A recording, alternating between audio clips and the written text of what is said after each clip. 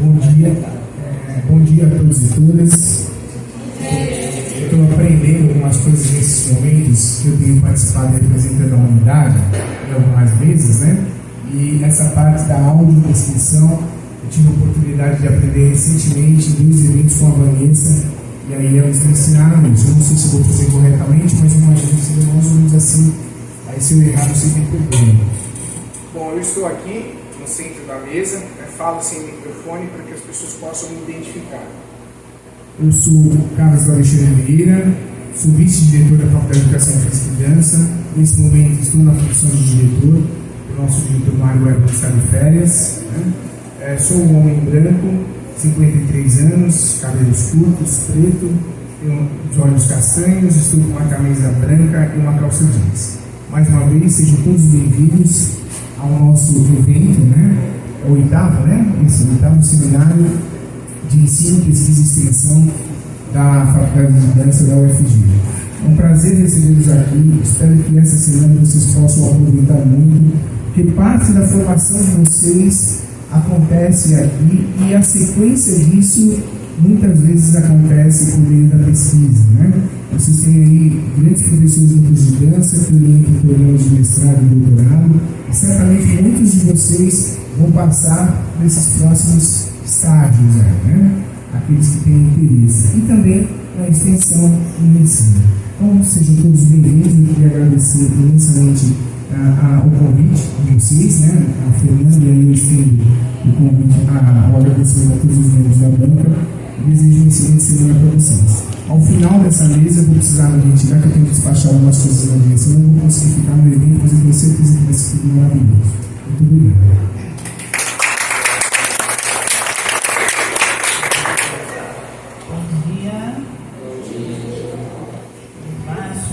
Talvez eu precise falar um pouco mais alto também, Bom, pessoal, eu sou Elisa, sou uma mulher branca, com os cabelos ruivos, um corte um pouco assimétrico. Eu estou usando um óculos bem grande, vermelho, meus olhos são verdes pequenos, assim, tamanho pequeno, com o nariz grande e a boca mediana. Eu estou vestindo a camiseta do evento, com muito orgulho feito aqui pra gente.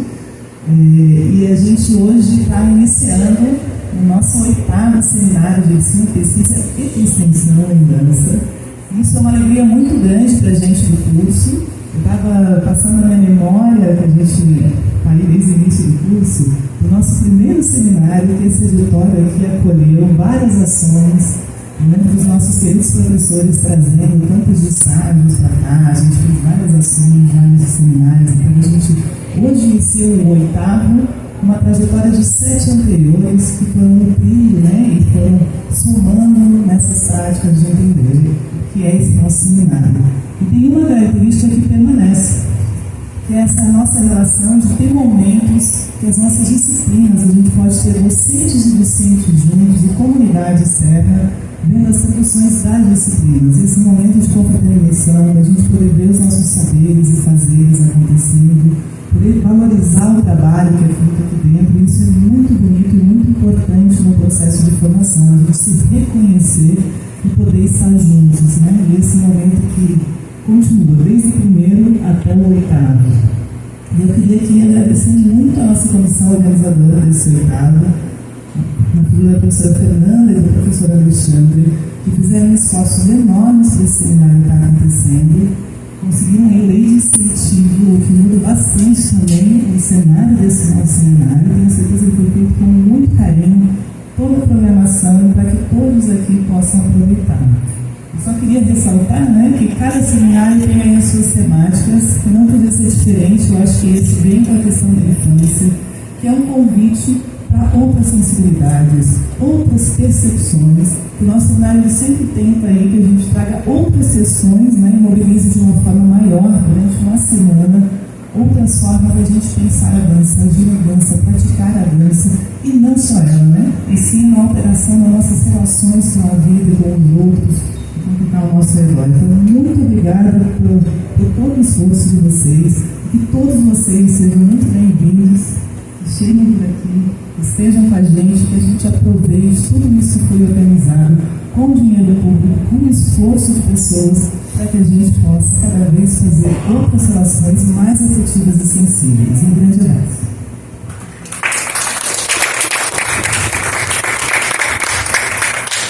Olá, bom dia. Meu nome é Fernanda. Eu estou sentada à esquerda da mesa, à minha esquerda, direita de vocês. Sou uma mulher branca, de baixa estatura, cabelos ondulados, com a raiz lisa, na cor castanho claro, olhos castanhos escuros, uso um óculos de aros negros e estou usando também a camiseta oficial do evento. Eu sou uma mulher de meia idade. Olha que beleza, não parece, né? Que maravilha, mas eu sou. E exatamente isso, eu tenho esse ar jovial.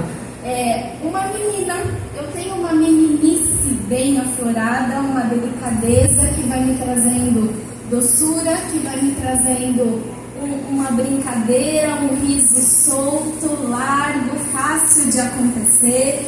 Uma piada que sempre acontece assim, e às vezes os estudantes não sabem se eu estou falando sério, se eu estou brincando, se é para rir, se é uma bronca, né? E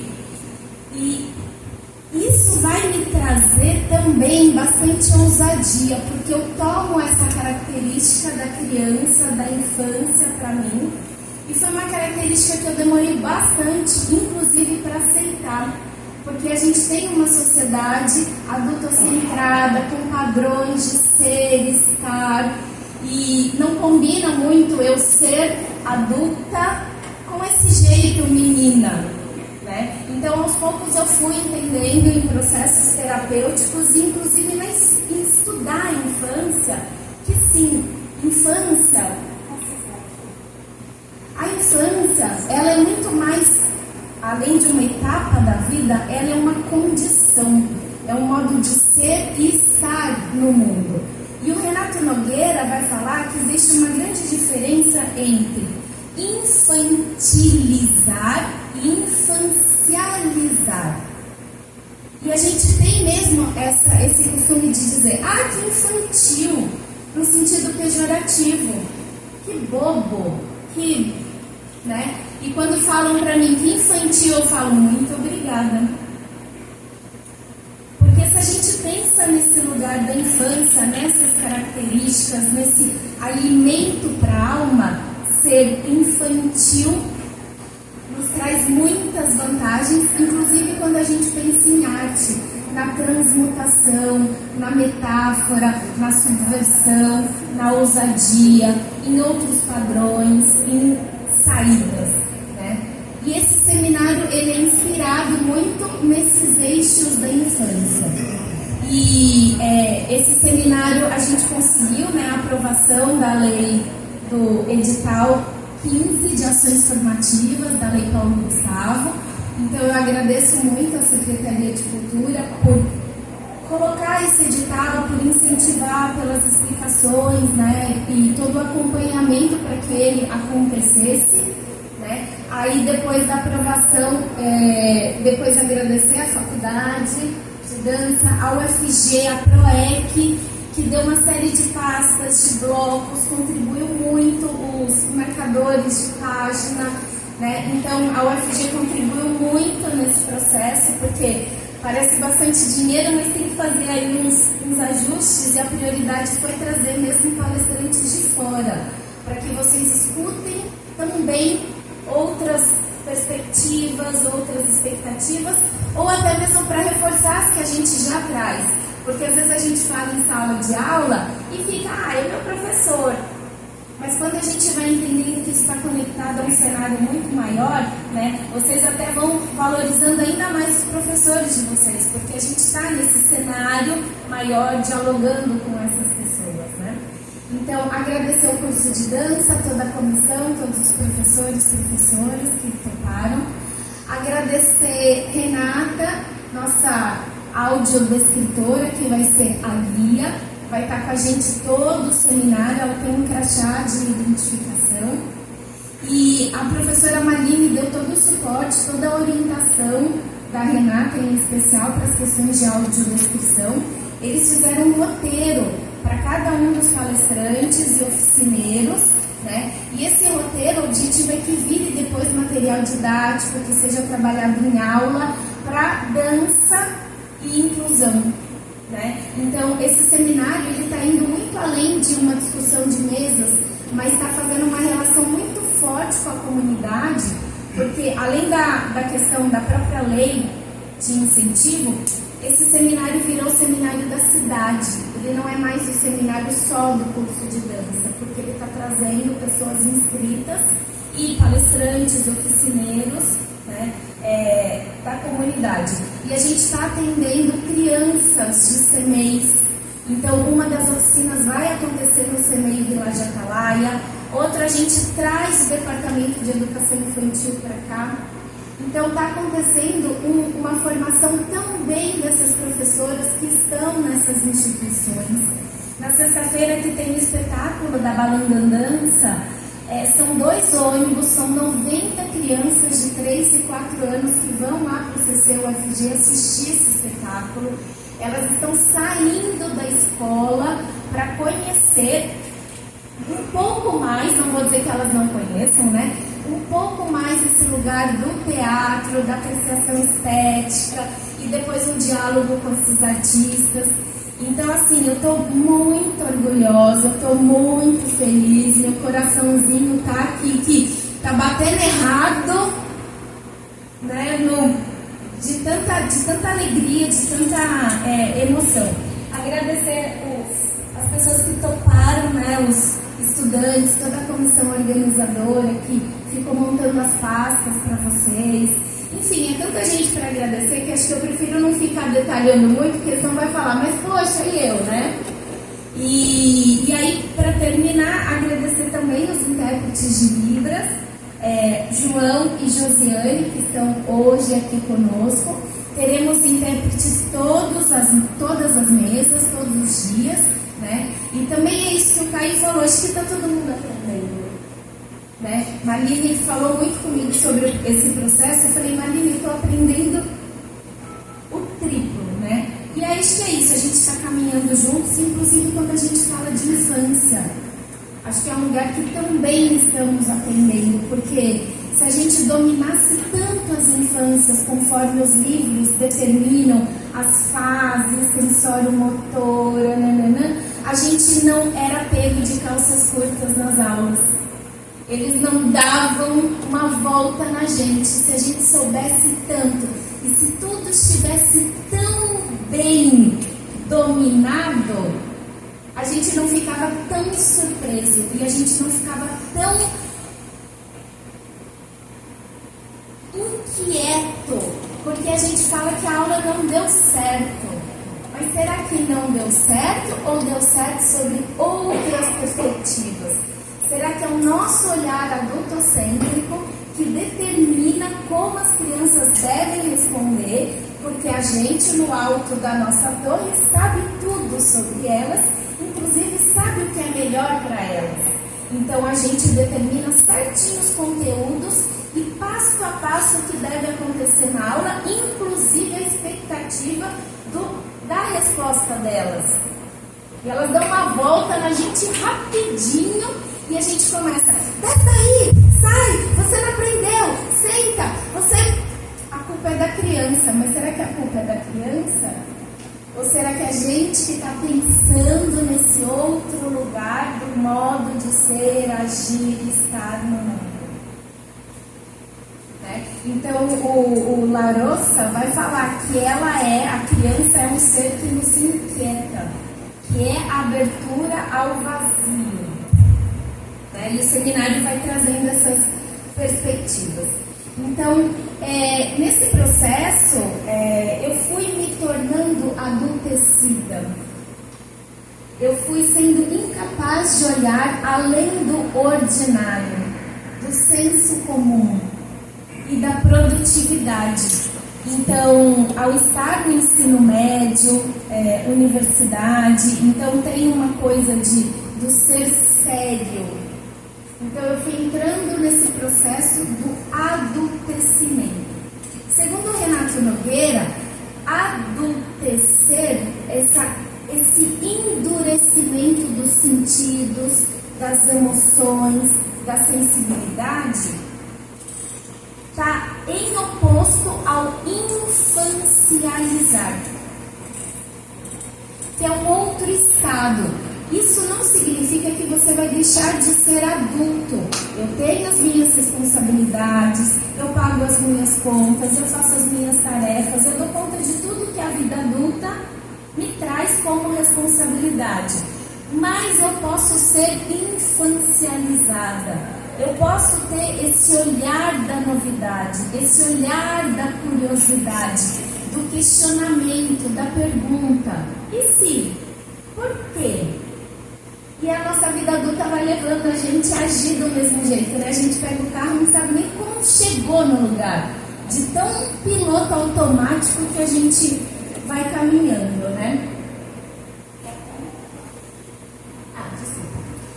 Então, nas culturas em que o trabalho assume centralidade na vida, as crianças são questionadas sobre o que gostariam de ser quando se tornarem adultas. Assim, vivem uma utopia futurista, na qual elas passam a ser gente apenas quando forem adultas.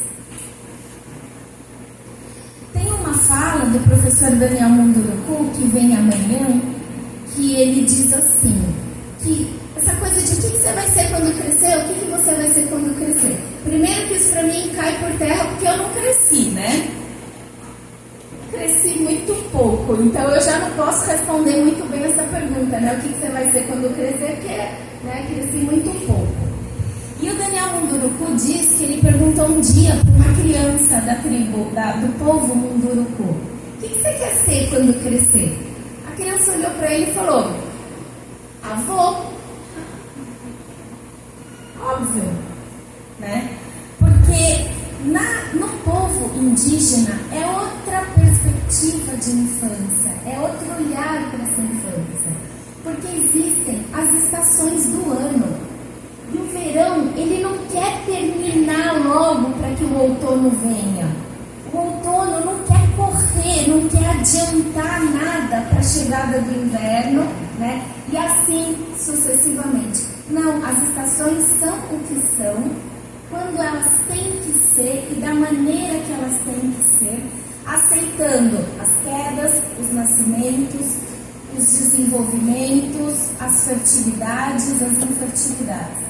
E assim, as tribos indígenas pensam as crianças. Elas são uma etapa no qual elas têm que ser o que devem ser. Então, para elas serem crianças, não lhes falta nada. Elas têm tudo que elas precisam para elas serem crianças e vivenciarem essa infância. Então, ele conta que quando adulto, nenhum adulto indígena sente falta da infância como a gente sente. Ai, quando eu era criança, ai, quando eu era adolescente. Não, porque eles viveram o que eles tinham que viver. E entendem que as etapas precisam ser cumpridas e precisam ser vivenciadas. Né? Então, tem esse respeito. Então, a criança, ela é o início, a curiosidade. É claro que isso não significa que a gente não vá pensar no desenvolvimento. Não é isso. Eu não vou deixar de oferecer, de oportunizar, de ampliar os repertórios das crianças. Eu digo que é ampliar, aprofundar, conectar e diversificar. Né? Esse é o nosso papel. E a gente fala assim, a criança não fala, a criança não consegue, a criança não.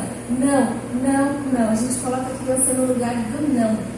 Ao contrário, a gente tem que enxergar a criança no lugar do sim, é um dizer sim às crianças e às características delas e impulsionar. E aí, é isso, né? Elas, as pessoas grandes, elas adoram os números. Quando a gente lhes fala de um novo amigo, as pessoas grandes jamais se interessam em saber como ele realmente é. Mas perguntam, qual é a sua idade? Quantos irmãos ele tem? Quanto pesa? Quanto ganha o seu pai? Somente assim é que os adultos entendem o que as crianças estão falando. Né? Então, é justamente esse olhar, né, essa perda de capacidade do detalhe, do pequeno, do singelo, do sensorial, de enxergar além, olhar pelas brechas. E, de novo, isso é tão importante para a nossa vida adulta, especialmente na arte. A gente precisa desse outro olhar, desse olhar que vai além, desse olhar sensível, desse olhar que sai do ordinário e vai para o extraordinário, que sai do mediano, da mediocridade. São palavras fortes, né? Medíocre. Né? Mas é isso, é o mediano, é o comum, é o que todo mundo faz. Né? E a gente endurece o nosso olhar, as nossas emoções e as nossas conexões. E eu trabalhei uns 7 anos assim com crianças, eu trabalhei 14 anos com crianças, em escola, da rede básica mesmo, né? Curricular, inserida, né? E eu, dentro da minha torre adultocentrada, queria trabalhar o lúdico e a brincadeira com as mestras disso. Eu tomava várias voltas e não aceitava, porque eu tentava voltar para o meu planejamento. Né? E quantas vezes elas estão no planejamento, só que elas estão subvertendo a lógica e estão fazendo outras conexões. Eu preciso mudar esse exemplo. Eu conto essa história 1 milhão de vezes. Bruno, coitado, já deve ter escutado umas 50 vezes, né, Bruno, essa minha história. Mas diz ele, muito carinhoso, que toda vez eu conto de um jeito diferente.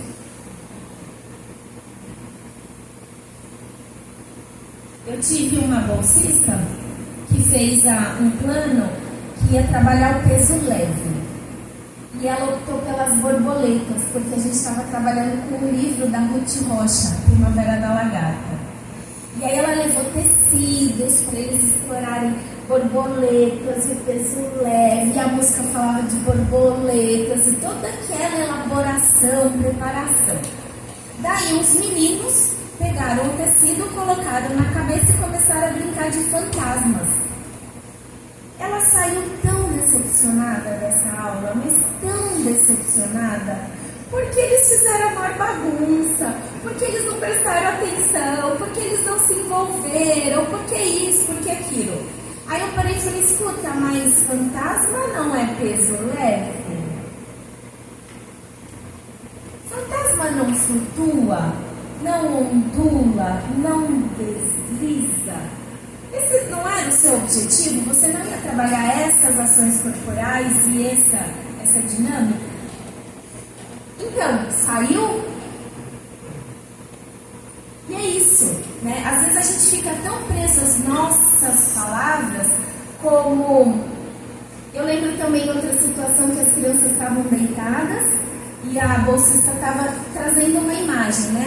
Imagine isso, imagine aquilo e tal. Agora imaginem formigas. Como é que as formigas se movimentam? E começou a trazer essa coisa da formiga. E ela queria que as crianças começassem a imitar a formiga. Só que ela não usou as palavras que ativaram as crianças para isso. Eu não lembro agora o que ela falou. Ela falou assim, agora façam as formigas... Enfim, eu não lembro exatamente a palavra que ela usou. E as crianças não saíram do lugar. Aí ela olhou para mim, aí eu falei assim, pede para as crianças imitarem a formiga.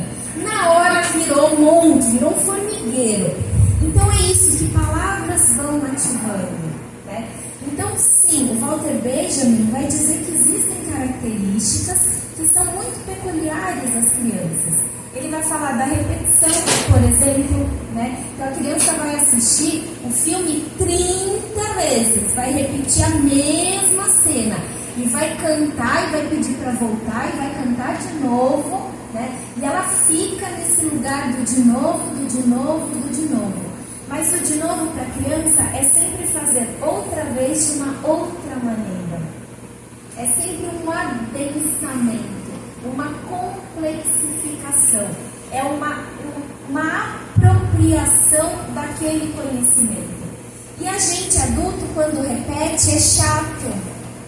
Então, quando uma criança pede para a gente fazer de novo uma atividade, a gente fala, ai não, que chato, e pula.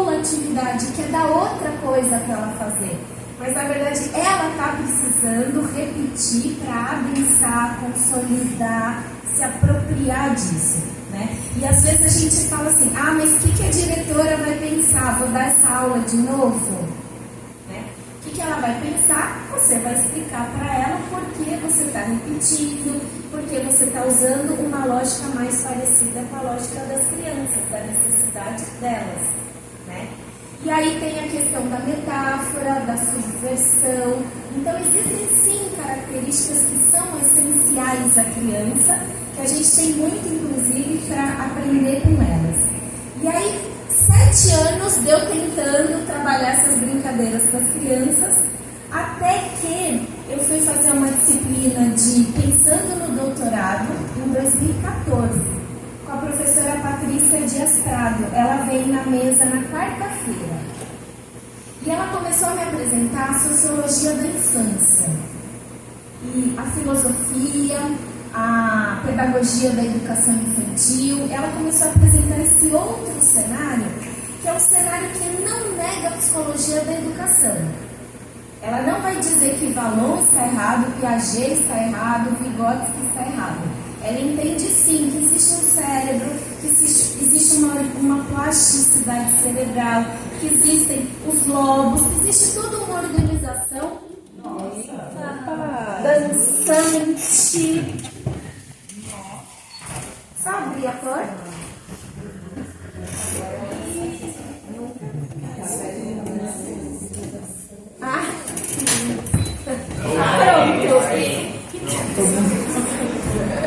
Foram os seres. Era pra sair uma performance, não deu tempo. Foram os seres aí brincando com a gente. Eles estão sempre aí, né? Eu tenho vários aqui perto. Não, isso aí sim, não precisa ver. Vou continuar, tudo bem? Então, a sociologia ela não vai negar a questão biológica, só que ela vai atentar, ela vai dizer que sim, que a gente tem todo esse aparato neuromotor.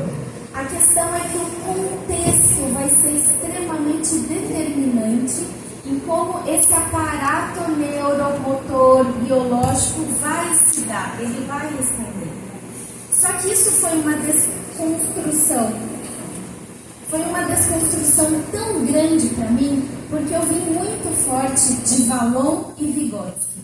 Eu tinha esses eixos muito, muito fortes. Eu estudei mesmo, assim, lendo os livros deles, entendendo a relação das etapas de desenvolvimento com as propostas em dança. Fui fazendo esses paralelos da dança com esses autores.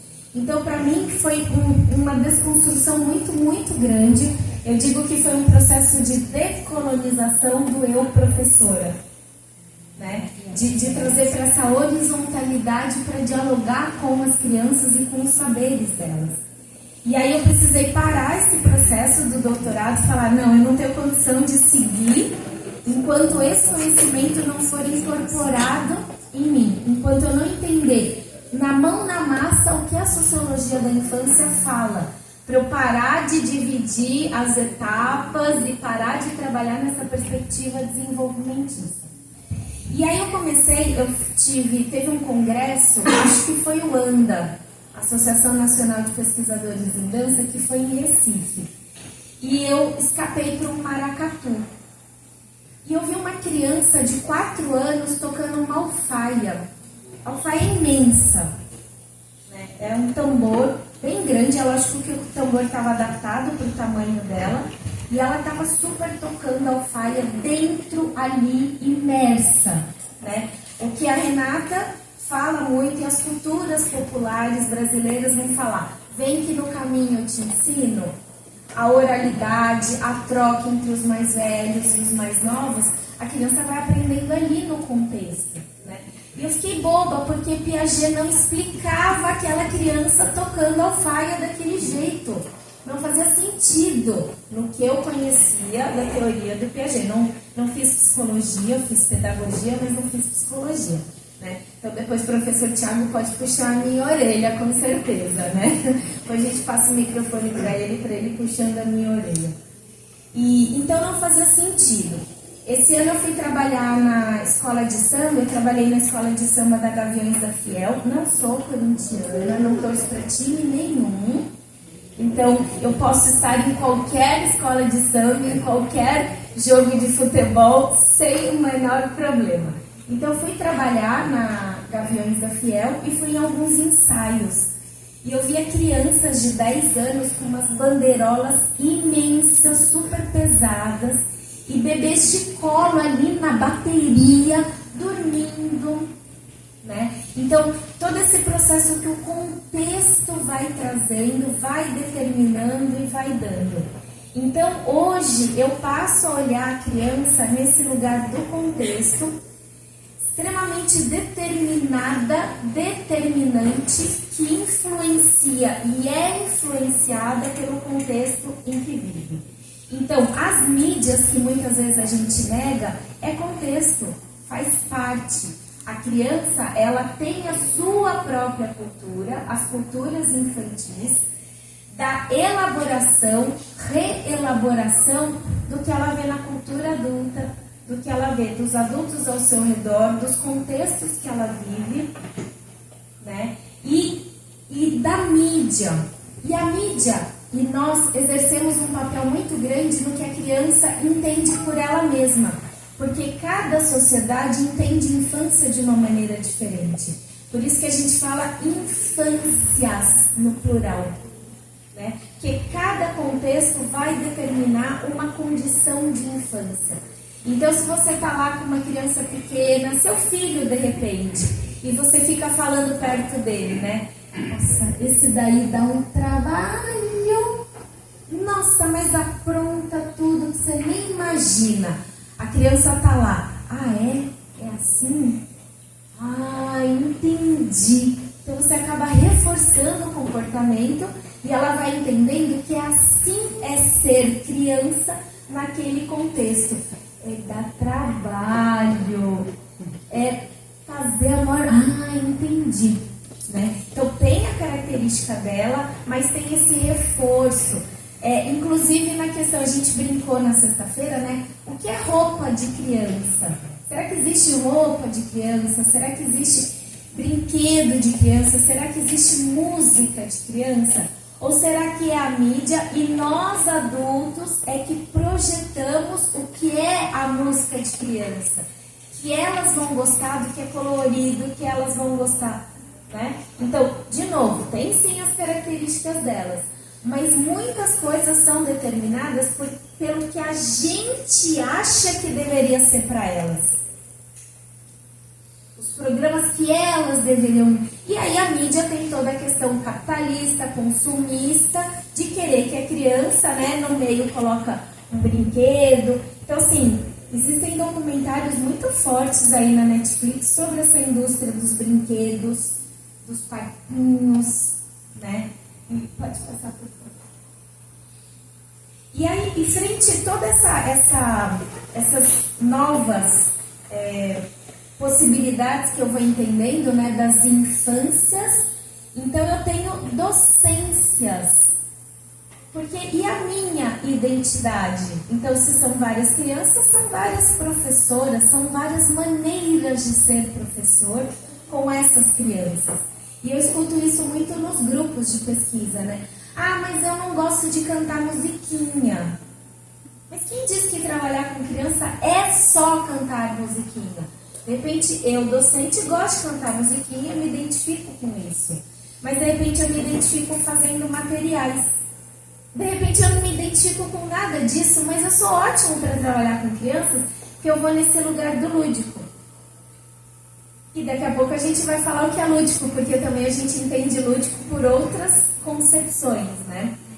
E aí eu passei a perguntar, então, como promover uma abordagem não fragmentada em dança com crianças? Quando eu digo não fragmentada, é aquilo que a gente faz. Parte inicial, aqueceu o corpo, alongou, parou, agora nós vamos para a parte principal. Agora nós vamos descansar na parte final, né? A volta calma. Como é que a gente consegue fazer isso conectado? Como é que esse começo de aula já desenha a parte principal que já sai num desfecho? Como é que você cria um fio condutor com começo, meio e fim? Como é que você pega a instalação, vai seguindo e daí a instalação já vai chegando no jogo, que já vai terminando? Como isso vai virando sequencial, não vira uma coisa de pronto, a próxima parte, vamos para o próximo, né? Como a gente vai desenhando. Ao mesmo tempo, um fio condutor que não seja rígido, que seja uma linha maleável.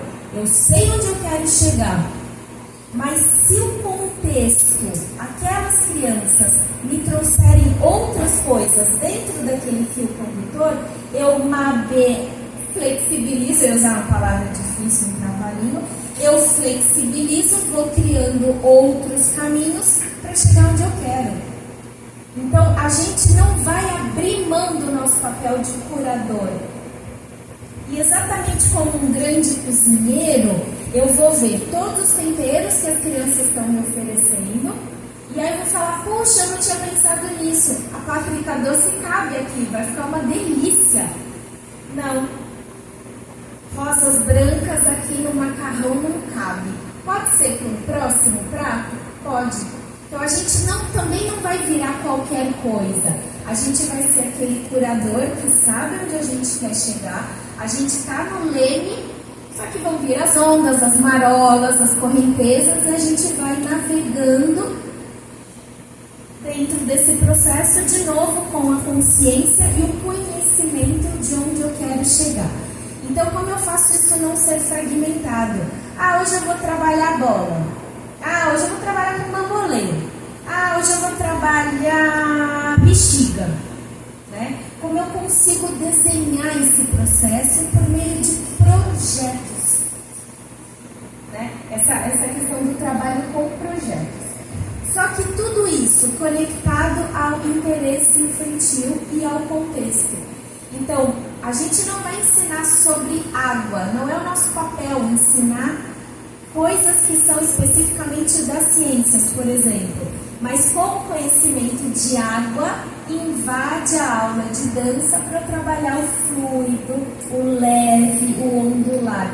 Como eu faço parcerias com os projetos pedagógicos, de novo, eu não vou estar ensinando o que a pedagoga está ensinando. Eu ensino dança, eu trabalho com dança. Né? E daí também vem um puxão de orelha para algumas experiências de estágio. Nosso estágio foi ótimo. A gente cantei várias músicas, a gente contou história, se fantasiou, teve desfile. Nossa, que legal, as crianças gostaram, adoraram. E a dança? Onde está a dança aí? Onde estão os conhecimentos essenciais, os conteúdos, os elementos da dança? Como é que você conectou essa história de animais com as ações corporais, por exemplo? Né? Rolar, o rastejar, o girar, tem vários animais na sua história. Esses animais têm as ações corporais. Né? Então, como você conecta com isso e como você traz para a reelaboração infantil? Ok, quantas maneiras diferentes eu tenho de girar? Como é que eu transformo essa movimentação em dança? Aí também fica uma outra questão. Quando é que para criança é brincar e dançar? Quando é dançar e brincar? Quando eu brinco de dançar e quando eu danço de brincar? E quando tudo está no nosso olhar? Né? Porque a gente vê a dança das árvores, o vento, mas a gente não vê a criança dançando. Porque a gente tem uma expectativa, uma perspectiva, um padrão do que é a dança. Nossa, adultocentrada. Então quando eu comecei a trabalhar com bebês, eu pegava as filmagens e eu me questionava se eles estavam dançando, né? E aí é isso, por que eu vejo a dança nas nuvens e não vejo nas crianças, nos bebês? Porque eu estou conectada com esse lugar de falta, do não, né? Bom, como sensibilizar cada vez mais os sentidos para caminhos que vão se abrindo e as mudanças de rota ao longo do processo artístico com a garotada. Então, como eu vou abrindo os meus canais, a escuta com todos os sentidos, né?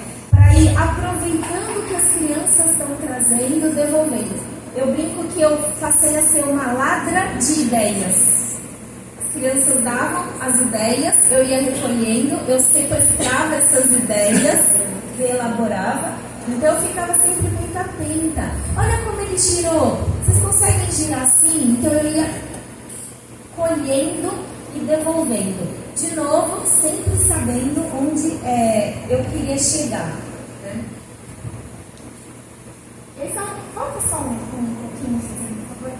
São várias imagens de projetos, tanto de pesquisa como de extensão, em que também a gente não vai falar sobre isso, mas daí a minha tese de doutorado vai pensar no professor, na professora que trabalha com uma criança.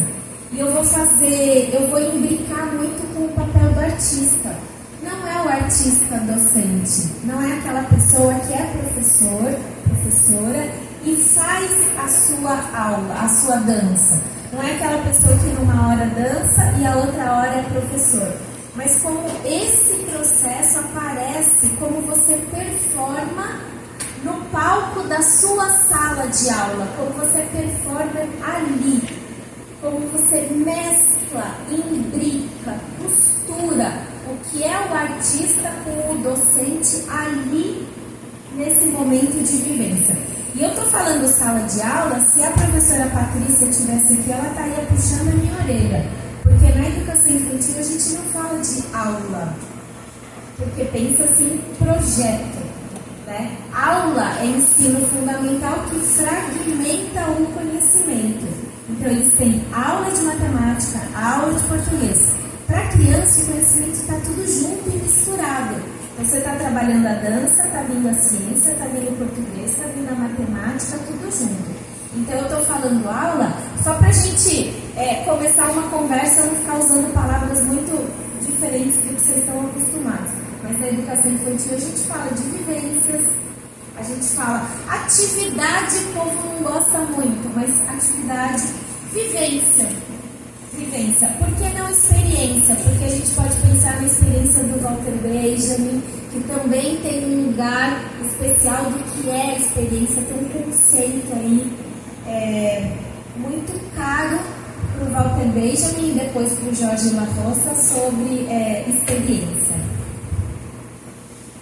E aí tem experiências de espetáculos, experiência com cores, porque numa escola existia cores da pele, as crianças pintavam as crianças com lápis cor de pele, e aí a bolsista foi entender o que era esse lápis cor de pele, e aí foi trabalhar com as várias cores de várias peles, né? E aí trabalhou o breaking associado a isso, o boi e a contação de história, né? Luana, que está ali no fundo, trabalhou o mapa da gota, essa bacia verde, que ela aprendeu com a Valéria na aula de educação somática, os alinhamentos, e aí ela vai trazer a história da gota, que ela pinga, e essa gota vai percorrendo os alinhamentos do corpo, né? Vai escorregando, e uma criança desenha na outra. E é isso, então não existe o que ensinar para as crianças. Isso é conteúdo de criança, não é. Tudo que vocês fazem aqui na universidade e nas práticas artísticas é para as crianças. A questão é como. Como essa transposição vai acontecer? Segundo que olhar, que expectativa? Porque aí você faz a transposição também pensando em como você fez como aluno. A Renata deu a instalação, eu fiz assim, meu corpo, aconteceu isso, eu agi assim. Com as crianças vai acontecer outra coisa. Não significa que a instalação não seja para as crianças, né? E aí tem as meninas do estágio, Camila e Giovana, que trabalharam a instalação alinhado com o espetáculo da Giro 8 do Cerrado Mágico. Olha a costura que aconteceu para trazer esse universo lúdico, os animais, e aí a gente foi aparecendo em instalação, né? E trabalhamos com crianças pequenas. Então, acho que esse é um pouco o nosso papel também na universidade, da gente ensinando como essas conexões podem ser feitas, né? Faça isso, por favor. Né?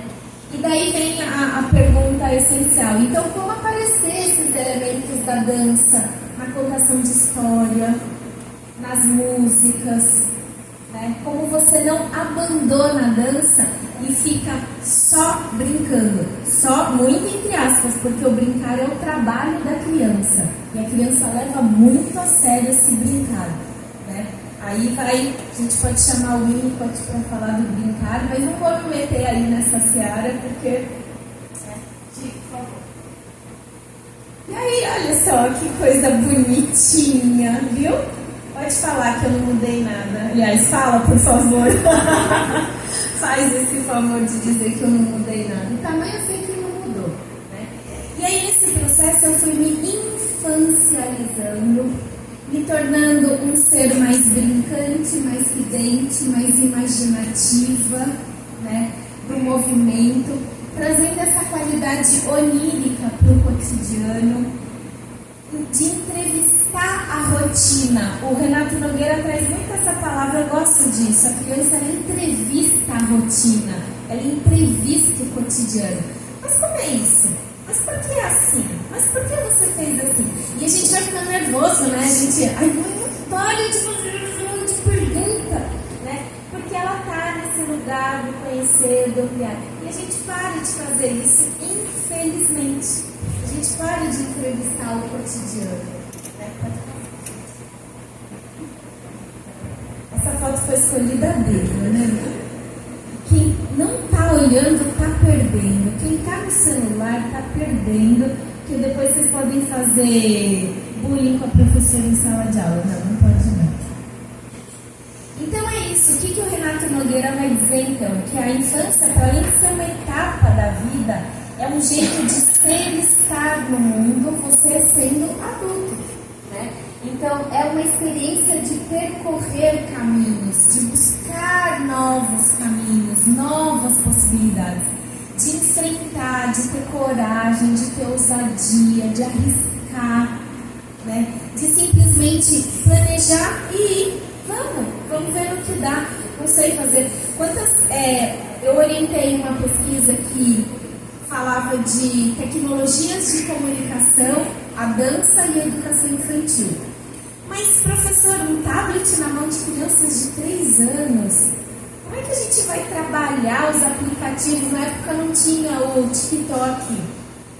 Faz pouco tempo que eu orientei essa pesquisa, né? Eu era super novinha quando eu orientei essa pesquisa. E, enfim. Então, aí eu olhei para ele e falei assim, não sei. Aí ela, como assim, professora, você não sabe? Não sei, a gente vai descobrir juntos. Eu estou aqui para isso. Isso é ser pesquisador, né? É justamente não ter a resposta. E até vou contar umas fofocas ontem com o Vander. O Vander me trouxe algumas questões. Como é que eu faço? Ele está pensando em teatro para crianças, né? Como é que eu trabalho isso, essa questão e tal? Eu falei assim, pergunta para as crianças. Aí ele olhou assim para mim. É isso que a gente faz. A gente, na pesquisa, a gente pergunta para as crianças como faz as coisas para elas, né? A gente trabalhou no Molas, no nosso processo de criação, Luana, Duda, Amanda, toda a turma que acompanhou. Então, a gente fez um processo, aí a gente foi para o CEMEI, brincar com as crianças com a mola, para aprender com as crianças como é que brincava de mola.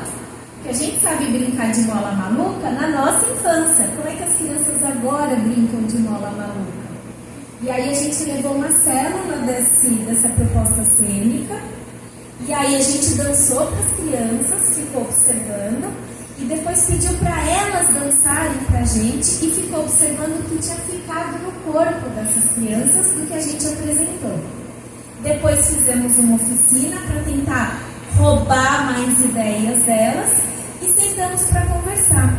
E nesse processo, teve criança falando que faltou jogar a mola para cima.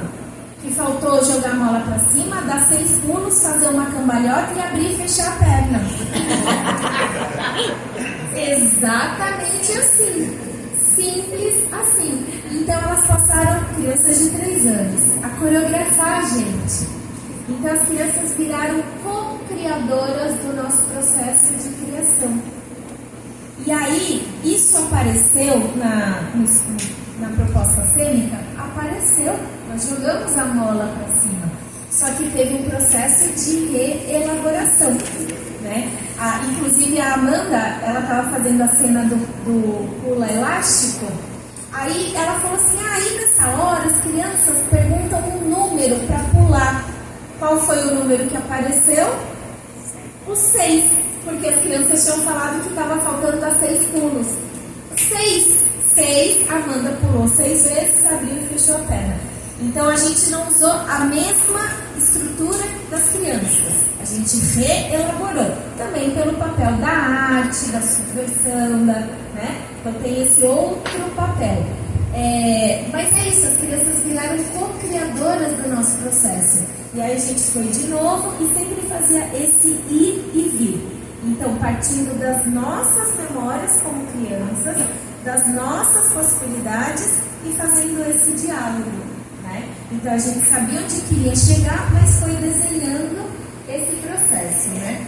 E é isso, é estar em movimento. A gente tem um corpo muito preguiçoso. E a criança tem um corpo muito espetado. E aí a gente não lida com isso e a gente fica, né? Fica quieto, senta, não sei o que, não sei o que lá. E aí elas querem sentar com o pé na cadeira, né? Eu, por exemplo, pequena, meu pé dificilmente encosta no chão. Então, se vocês olharem, eu estou sentada na pontinha da cadeira. Tantas vezes eu sento com o pé. Só que isso quebra todos os padrões adultocêntricos de como um adulto deve se portar. E eu estou sempre sentada com o pé na cadeira. Sempre. Né? Mas por quê? Porque pequena é como eu me organizo melhor nesse espaço que para mim é um espaço grande.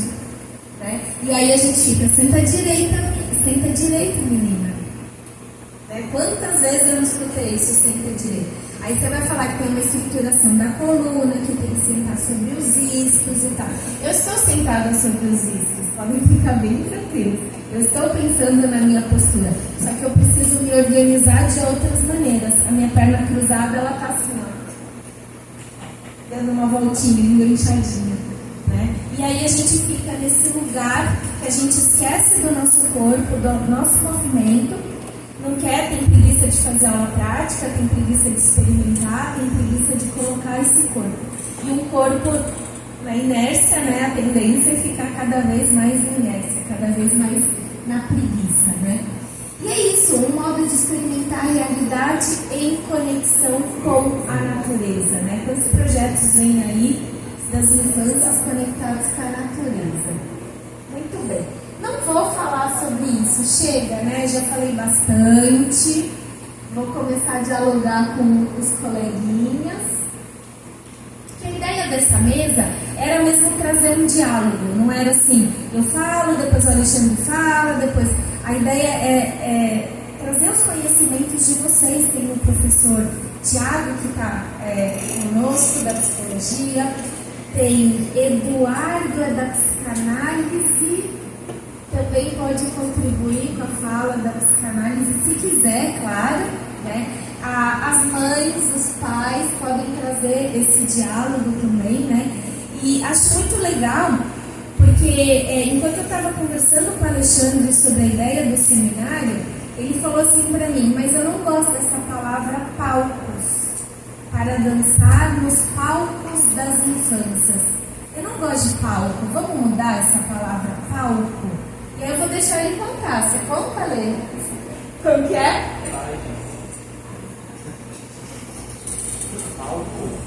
Palco. Lembra que você falou pra mim? Não, peraí, aqui. Você conta pra gente por que você não gostou da palavra palco? E qual foi a nossa conversa depois? Você lembra? Aí eu pegando todo mundo desprevenido, né? Bem coisa de criança. Pessoal, vou aproveitar e preciso despachar, já recebi algumas chamados aqui, eu vou precisar me ausentar, mas está sendo maravilhoso. Parabéns.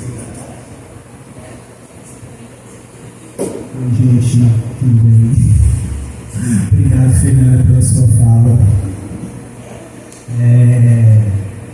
Bom, queria agradecer a presença do Caio, que acabou de sair. Agradecer a Elisa, agradecer os colegas, os colegas do curso de dança, que é um grupo maravilhoso. A gente está aí na 8ª edição, que é cada edição do seminário de dança é uma complementação, Na verdade, esse tema infância, ele vem sendo trabalhado desde a primeira edição, principalmente no seminário de estágio. Então, assim, esse tema chega aqui na 8ª edição já como se fosse uma cebola, Então, a professora Fernanda, quando ela chega no doutorado, ela é capturada para fazer aí, na verdade, a 8ª camada do seminário de ensino, pesquisa e dança com o tema infância, nos palcos, como que é para dançar nos palcos das infâncias, E a gente começou a discutir por que seria palcos, não seria palco e seria palcos. Porque a gente percebe, e a Fernanda tinha acabado de chegar no doutorado, com toda essa dinâmica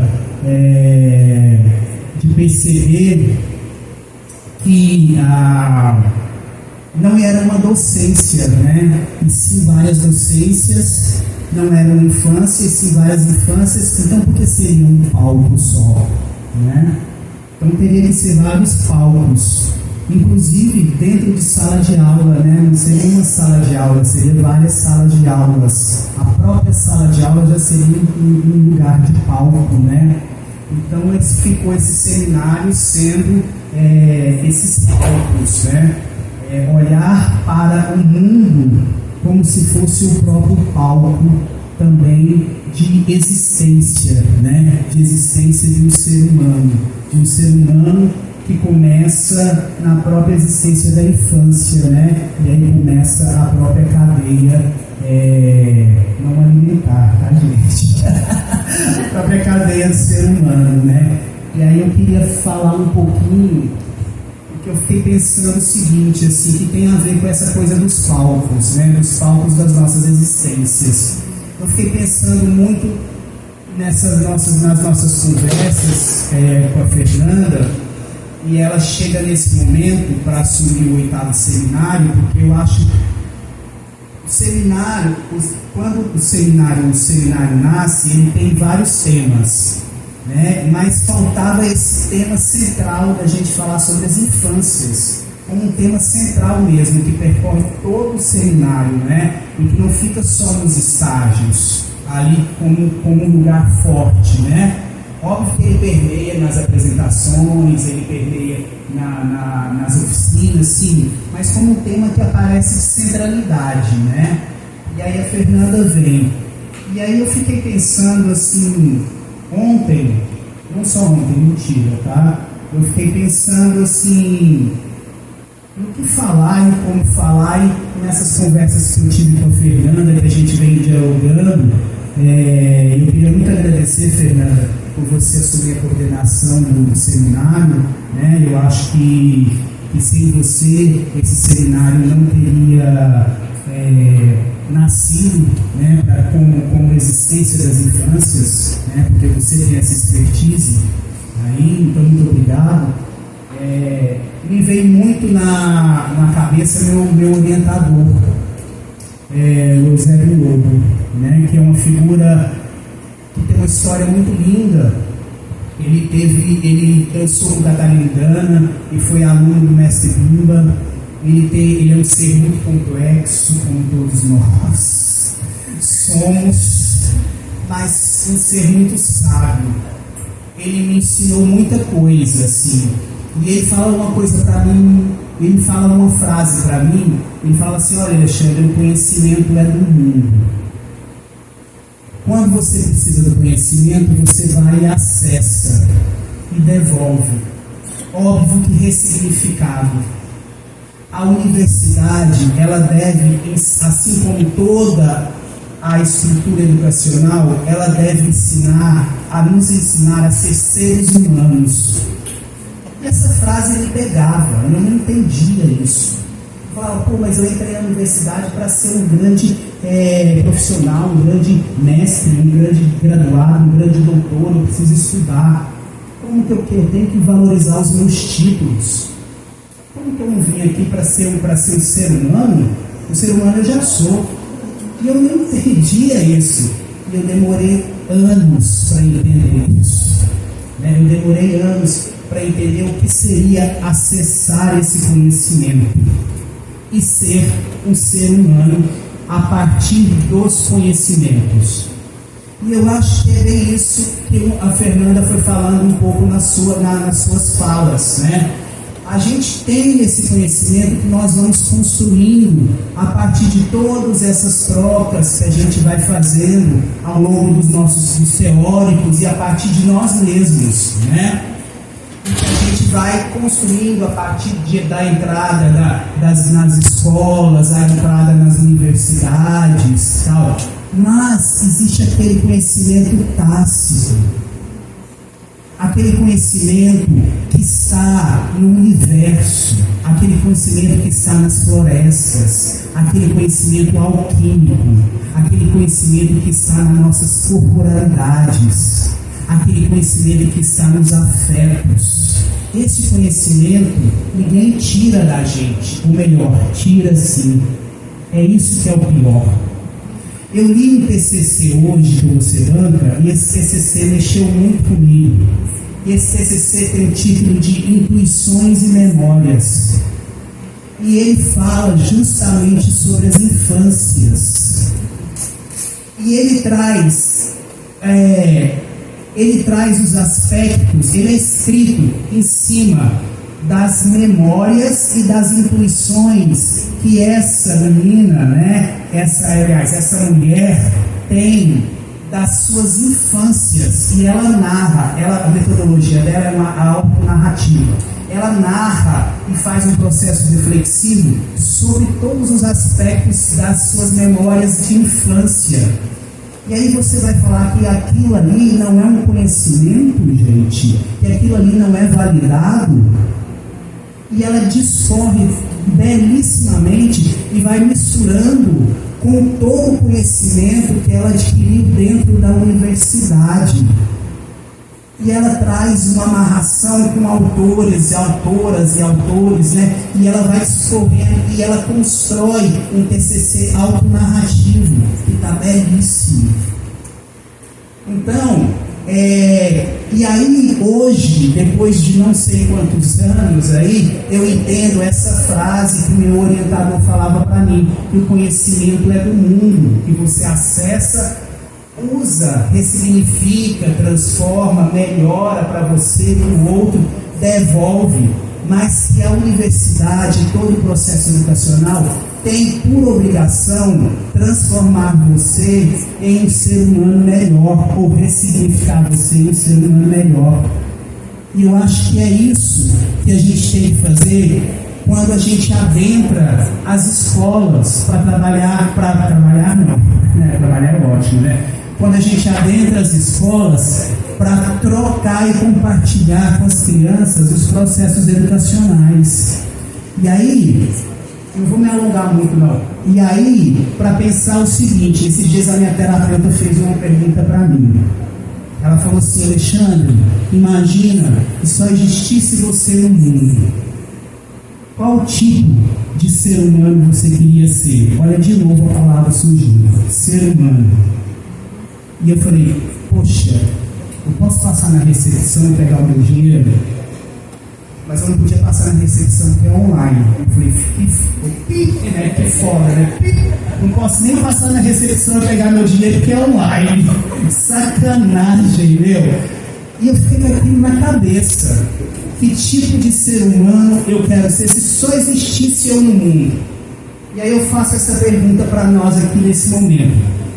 Que tipo de ser humano nós queremos ser quando nós adentramos a escola e a universidade?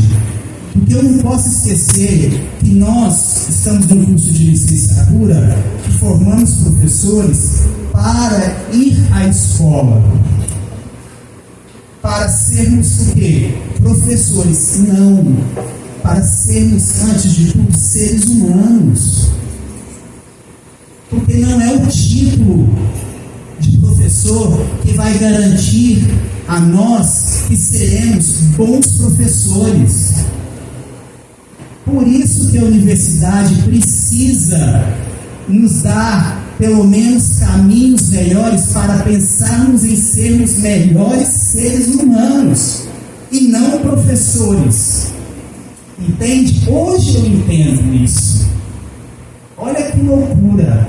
E aí eu fico pensando, como que a gente adentra a escola? E eu pergunto a nós hoje, como nós adentramos as escolas para sermos melhores professores, se só existíssemos nós no mundo aqui? Como que nós adentramos as escolas para sermos melhores professores com as crianças? Melhor, para sermos melhores artistas com as crianças?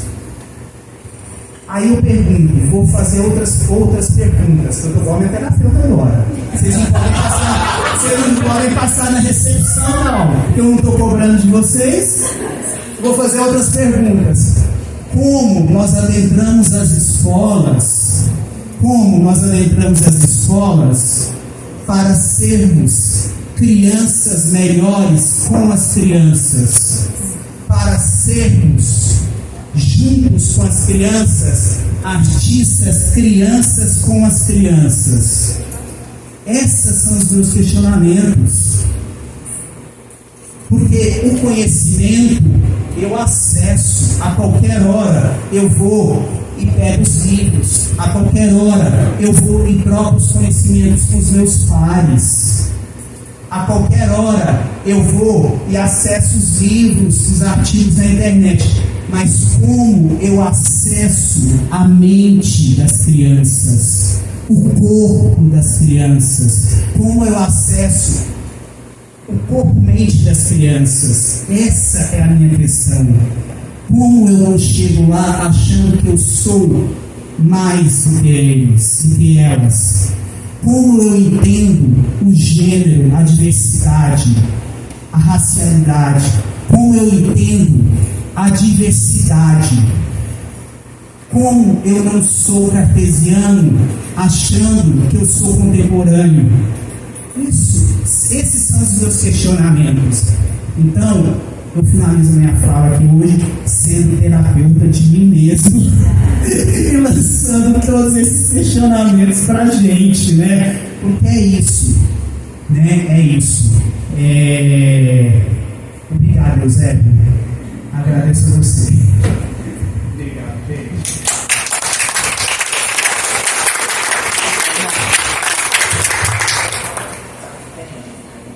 E pensando isso que o Ale está falando, né? Tem a questão, né, do etarismo que a Renata trouxe numa aula esses dias, né? Que às vezes a gente traz esse etarismo como do mais velho, né? Aquela restrição com o mais velho. Mas a gente faz isso com as crianças também. A gente diminui o conhecimento delas, as possibilidades, a potencialidade, né? E como sermos crianças melhores para as nossas crianças é a gente se infancializar, a gente trazer esse nosso ser brincante, esse nosso ser ridente, que explora, que vai para o lugar do lúdico, da subversão, que a gente se avizinha, a gente chega pertinho dessa lógica das crianças, das brincadeiras, né?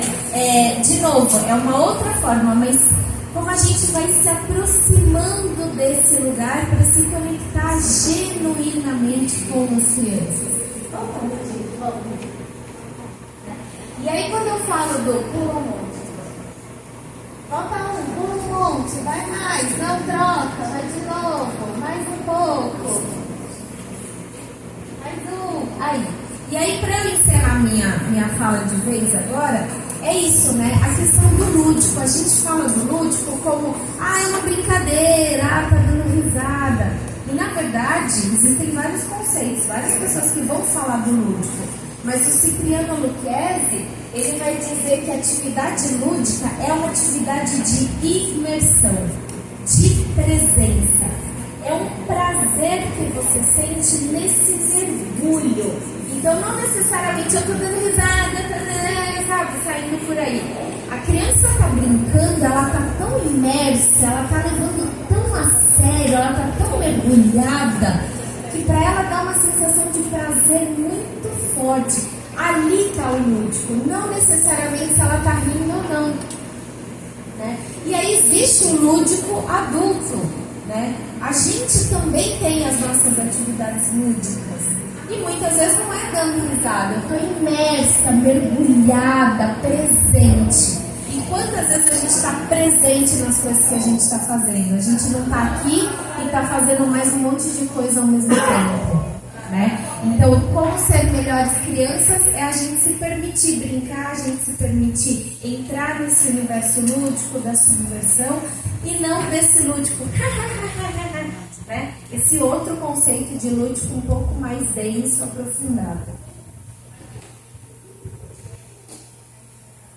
Na verdade, eu queria dizer que uma fala de nomeação mesmo de pessoas muito importantes, né? Todas as pessoas são importantes, mas esse seminário, ele está aí na sua 8ª edição com essas temáticas, mas ele é construído por muitas pessoas, né? Tem aí todos os estudantes que estão aqui junto com a Fernanda, e agradeço a presença de todo mundo, mas eu queria nomear os meus queridos colegas de aula, que estão aqui dentro dessa sala, e eu acho a força de todos nós aqui dentro também muito importante para a gente continuar essa história. Então, eu queria agradecer a professora Marlene por estar aqui presente.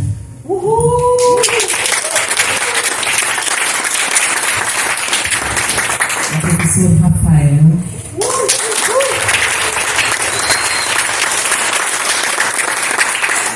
A Valéria.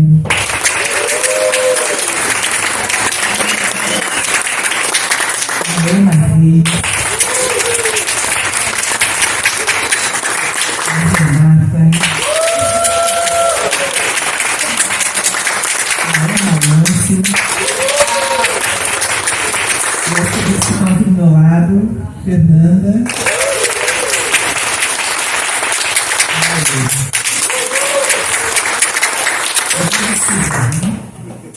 Gente, eu também esqueci de agradecer aos estudantes maravilhosos que sempre estão ajudando a gente a assistir. Obrigado. Eu queria dizer a presença do professor Thiago, que está aqui com a gente.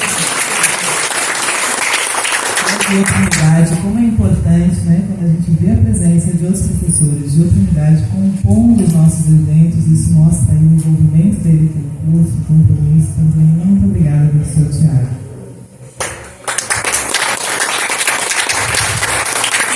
E já chamando o Thiago, né? Thiago, da fala, tem alguma coisa da psicologia da educação, da sua disciplina? Vai escutar perguntas, o que vocês tiverem aí. Você fez o convite aí, eu fui coletando o que foi me tocando aí durante essa fala. Eu queria fazer só um comentário sobre interpretação no vazio. Eu acho que é um tema caro tanto na arte quanto nas canais. Naquele exemplo que você fala da pessoa que foi trabalhar com peso leve, aquele que você conta várias vezes, uma vez diferente, então. E no meio da atividade foi virando um fantasma, né, que era a coisa que ela não esperava. Essa transição, né, daquilo que ela esperava para aquilo inesperado é o momento de entrada no vazio. E aí? E agora? Porque quando você planeja a atividade, você está dentro do seu comando.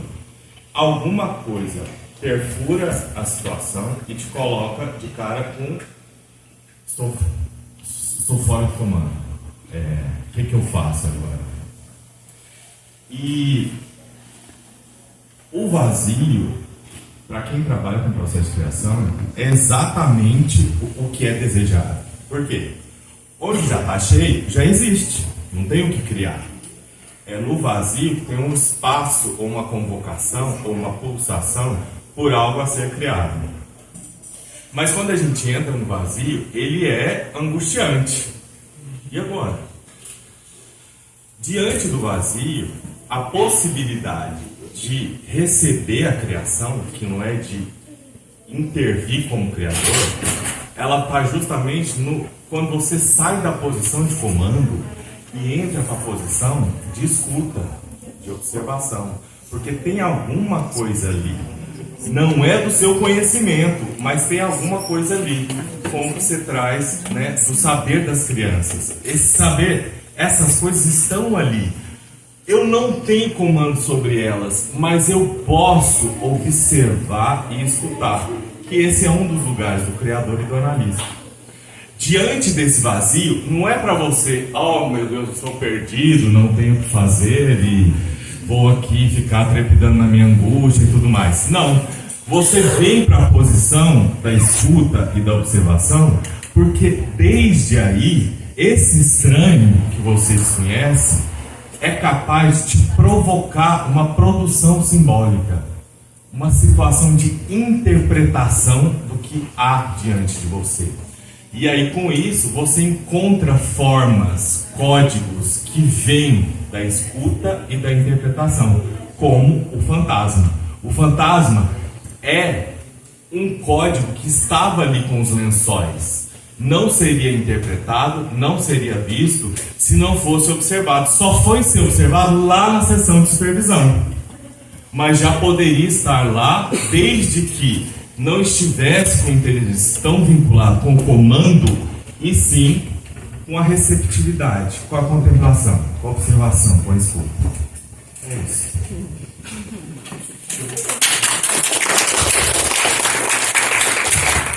Vou ficar aqui na frente só para facilitar um pouco para a intérprete para a gravação, tá bom? Bom dia a todos. Eu sou o Thiago de Almeida, sou branco, homem, 1,96m, estou aprendendo aqui agora com vocês, né? De olhos azuis cerúleos, cabelos pretos, lisos, eu não sei se tem que falar mais alguma coisa. Solteiro. No Tinder, o número 1404-7406. Pode dar a sua curtida, seu like. Sexualidade. Sexualidade fluida. Eu sou daqueles que falam que se até a Terra vai comer um dia, né? Por que não interagir?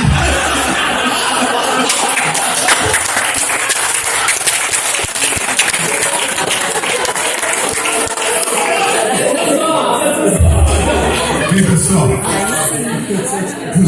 então, para aqueles que não me conhecem, que não tiveram ainda contato com a disciplina, eu ministro aqui na FEFED a disciplina de Psicologia da Educação, né, 1 e 2, e eu tenho uma contribuição aqui para mesmo, eu até rascunhei alguma coisa aqui, eu queria só dizer, né, que para quem não teve contato com a disciplina, que a Psicologia da Educação e os nossos autores desenvolvimentistas, como por exemplo Piaget, Vygotsky, Vallon, Erickson e outros tantos que nos precederam, eles têm importantes diretrizes teóricas, sim, né, para que tragam um rigor, uma contemplação acadêmica para o pensar em dança e principalmente para esses nossos modos, né, de ser e estar docente, pesquisador e artista de crianças para crianças na dança. Então, eu acho muito importante eu só trazer uma pincelada aqui, por exemplo, a psicologia do desenvolvimento, com teorias como, por exemplo, a do Piaget, elas vão trazer um conhecimento específico que a gente vai chamar de sensório motor, outro conhecimento específico operatório concreto, outro conhecimento operatório formal. O que é? Essas concepções de desenvolvimento ajudam a gente a pensar em dança, principalmente para as crianças. Um exemplo, né? No operatório concreto, esse estágio desenvolvimental, esse período que a gente vai ver das crianças, elas vão adquirir uma capacidade de pensar de forma lógica e operar mentalmente sobre objetos e situações concretas. Isso o que tem a ver com a dança, né? Vejam, pessoal, na dança a gente tem todo um sistema de tratamento desse corpo, de entendimento dessa corporeidade. E aí que está, né, esse germe, desse entendimento de como ser no mundo, de como estar no mundo, de como corporificar, coreografar e outras questões mais. Vejam que interessante, né?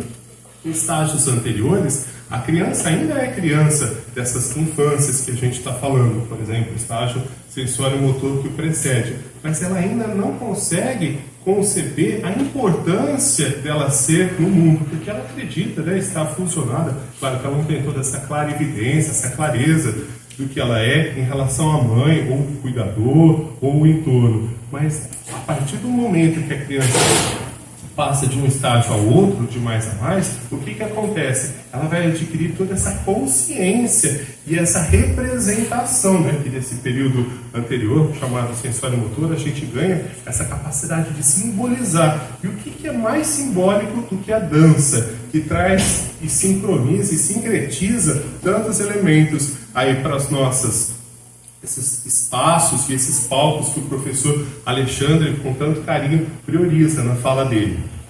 Bom, também existe um outro autor, um outro teórico, chamado Henri Vallon. Ele é um francês que ele priorizava muito essa importância da expressão afetiva, né? E por afetiva, a gente não está falando só de amor, paixão, essas coisas, é aquilo que nos afeta, de dentro para fora e de fora para dentro. E o que a gente vê? Se a gente tem esse entendimento, né, da relação professor e aluno, principalmente para a FEFED, né, que valoriza muito, né, essa interação com o outro ser humano que a gente está falando, a gente vê como que a gente pode não só dinamizar as nossas falas, as nossas ações, as nossas aulas e interações, mas também adaptar aos diversos contextos que existem, né? Para eles, para elas e para eles, né? Para todos, mesmo que existem aqui no nosso curso, e para aqueles que a gente vai afetar, né? Ou seja, influenciar com as nossas práticas e com o nosso modelo de ação. Não precisa ser só com a nossa fala fluida ou com a nossa fala mais ou menos articulada. Então, a gente vê que por meio da dança, essas crianças elas podem sim explorar suas identidades e aprender a lidar com as suas emoções de uma forma mais saudável. Eu venho também, né, de uma educação mais acadêmica que fala que a criança deveria agir de tal a tal conformidade, e se não, talvez ela precisaria ser medicalizada. Então a gente discute muito sobre a patologização da criança. Por quê? A gente pensa assim, nossa, a criança é irrequieta, a criança, né, talvez confunda uma atividade dirigida para ela, transformando lençóis em fantasmas, e nós adultificados e embrutecidos, né, por essa concepção. A gente não consegue entender que a gente cumpriu de uma forma diferente, como a professora Fernanda, que eu acho lindo, esse nome já falo de novo, significa batalhador incansável, vem do teutônico, uma palavra do alemão medieval, né? Professora, olha, sinceramente, que aonde a vida de semeia que a senhora saiba florir tão bem como nessa discussão que a senhora traz à mesa. Sendo jovem há mais tempo, sendo jovem há menos tempo, a gente pode ter certeza que a gente ganha muito com a senhora no curso. Parabéns, inclusive, por toda a coordenação desse evento, tá bom? E a gente vê que existem outros teóricos fantásticos, né? Como, por exemplo, o Vygotsky, que mostra pra gente a interação social, o que a gente aprende da interação com o outro. Eu acho isso incrível, porque assim, ninguém vive sozinho, né? A gente nasce numa comunidade, inserido numa cultura, vai se adaptando ou não a ela, vai adquirindo ou não alguns valores dessa sociedade, e a dança é um movimento incrível para a gente adquirir essa cultura, não só internalizando esses aprendizados, esses movimentos e da importância desses movimentos, mas também os socializando, favorecendo essas habilidades sociais que a gente é tão carente. Hoje em dia se fala muito na academia do que a gente chama de hard skills, né? Hard skills são esses conhecimentos assim, como por exemplo, eu tenho um mestrado, eu tenho um doutorado, eu tenho um MBA, eu faço uma especialização nisso e naquilo. Mas a dança, para além dessas hard skills, mostra pra gente a importância da gente pensar os soft skills, né? Esse tato social que a gente deve ter com o outro. E que a gente não aprende na universidade, não aprende na academia, não aprende durante uma disciplina.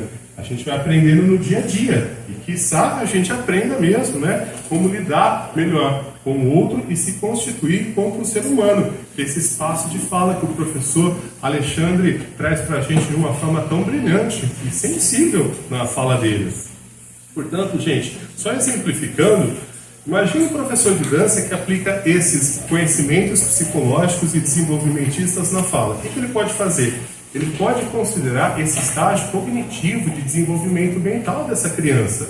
Ele pode permitir que ela se expresse de uma forma mais eficaz e de uma forma mais adaptada, incentivando essa expressão emocional dela. Quantas vezes a gente quer ser a gente, né? E eu até copiei aqui a sua fala, né? Se só existisse no mundo, que tipo de ser humano eu gostaria de ser, né? E às vezes a gente quer ser um outro, né? Existe um livro sufista, né?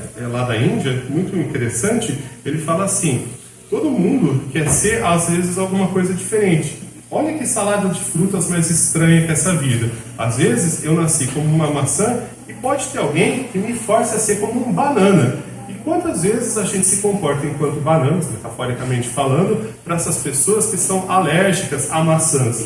Então a gente se despersonifica. E é exatamente a dança que vai ser esse recurso, para além de uma disciplina, um conjunto de conhecimentos sistematizados, que vai nos promover essa autonomia, esse espaço emocional que a gente precisa para ser exatamente aquilo que a gente quer ser. Não é isso que a gente sonha nos nossos relacionamentos? Né? A professora Fernanda destacava com tanto carinho: o que você vai ser quando crescer? E realmente, tudo o que se quer ser, né, não é uma Barbie, é a gente mesmo, não é verdade? Não tinha aquela propaganda da Mattel, né, que falava: Barbie, tudo aquilo que você quer ser?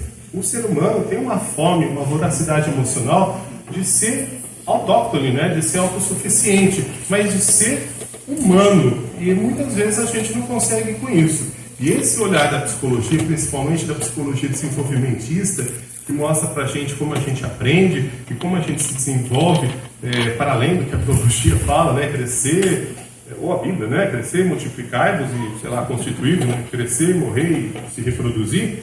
Eu acho que é essencial, porque traz sentido e significado à vida. E esse sentido e esse significado à vida que a dança traz pra gente, ocupa um lugar essencial e central, nuclear mesmo na nossa vida. Então eu agradeço, né, por estar aqui fazendo essa pequenina fala. Tornarei ela curta, fiquem tranquilos para não deixar ela soporífera, né? E se vocês escutaram um barulho estranho dentro dessa minha fala, eu peço desculpas, que é meu coração saindo pela boca. Por estar aqui com vocês de uma forma tão feliz e agradável. Pessoal, bom congresso.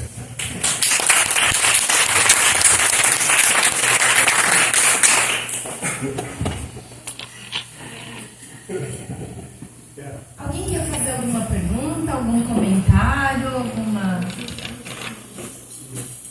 Agradecer muito o Thiago e o Eduardo. Fiz várias anotações, conheço pouquíssimo da psicanálise. Enfim. Fala, Eu queria lembrar e pedir uma salva de palmas para a professora Elisa Abrão, nossa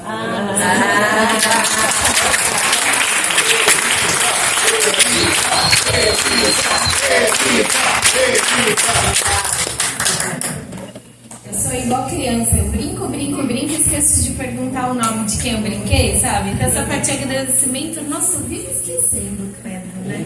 Falta de educação. Então, daqui a pouco a gente tem oficina para as crianças, que vai ser aqui na sala de dança. A professora Marlene vai mediar junto com os estudantes.